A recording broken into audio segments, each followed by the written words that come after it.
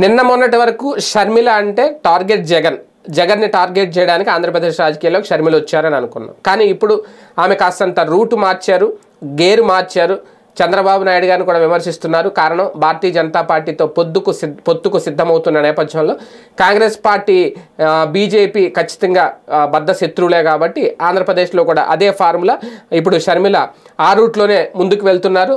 ప్రత్యేక హోదా విషయంలో విభజనకు సంబంధించి, రాష్ట్ర విభజనకు సంబంధించి, విభజన హామీలకు సంబంధించి తెలుగుదేశం పార్టీ కూడా ఏం చేసిందనే ప్రశ్నలు అయితే ఆమె నుంచి ఉత్పన్నమవుతున్నాయి. ఒక రకంగా ఒక పక్క అన్న పార్టీ అయిన వైసీపీని, జగన్మోహన్ రెడ్డి గారి ప్రభుత్వాన్ని విమర్శిస్తూనే సీఎం అయ్యాక చంద్రబాబు ప్రత్యేక ప్యాకేజీ అన్నారు, అసలు హోదాతో ఏం వస్తుంది అని ప్రశ్నించారు అంటూ షర్మిల గుర్తు చేయడం, ఎవరైనా ప్రత్యేక హోదా కోసం నిరసనలు చేస్తే వారి మీద కేసులు పెట్టి జైల్లోకి తోయించారు అని చెప్పి ఆరోపించడం, ఇవన్నీ తాజాగా అనంతపురంలో ఆమె చేసిన వ్యాఖ్యలు. ఒక రకంగా పోరాడదాం, సాధిద్దాం అనే నినాదంతో మళ్ళీ ఆమె ప్రత్యేక హోదా అనే కాన్సెప్ట్ తీసుకుని ముందుకు వెళ్తున్నారు. ఈ నేపథ్యంలోనే అన్ని పార్టీలని ఉత్తికారేస్తున్నారు ఒక రకంగా. కాకపోతే అది పాత కాన్సెప్టే, పాత చింతకాయ పచ్చడి. ఎందుకంటే అదే కాన్సెప్ట్ తీసుకొని జగన్మోహన్ రెడ్డి గారి అధికారంలోకి వచ్చారు. ఇప్పుడు ప్రత్యేక హోదా గురించి ప్రజలు ఎవరు ఆలోచించట్లేదు. ఆయన ఇచ్చిన సంక్షేమాల ముందు అవన్నీ పక్కెళ్ళిపోయి వ్యక్తిగత ప్రయోజనం, సొంత ప్రయోజనం, రాష్ట్ర ప్రయోజనం అనే కాన్సెప్ట్లోకి ప్రజలను తీసుకొచ్చేశారు, మౌల్డ్ చేసేశారని చెప్పాలి. అలాంటప్పుడు ఈ హోదాల గురించి, ప్యాకేజీల గురించి,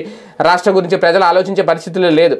వాళ్ళకి ఎంత మేలు చేకూరుతుంది, ఎంత లబ్ధి పొందుతున్నారు జగన్మోహన్ రెడ్డి గారు వచ్చిన తర్వాత, మళ్ళీ ఎవరు వస్తే వాళ్ళకి ఎంత ఇస్తారనేది ప్రజలు ఆలోచించే పరిస్థితి ఉంది తప్ప హోదా వస్తే మాకేమొస్తుంది, రాజధాని ఎక్కడుంటే మాకేంటి అనే పరిస్థితులు అయితే లేరు. కాబట్టి ఆ హామీలు లేదంటే మళ్ళీ అదే నినాదాలతో ప్రజల్లోకి వెళ్తే కాంగ్రెస్ పార్టీకి ఏం ఒరుగుతుంది, ఏం ప్రయోజనం అనేది చూడాలి.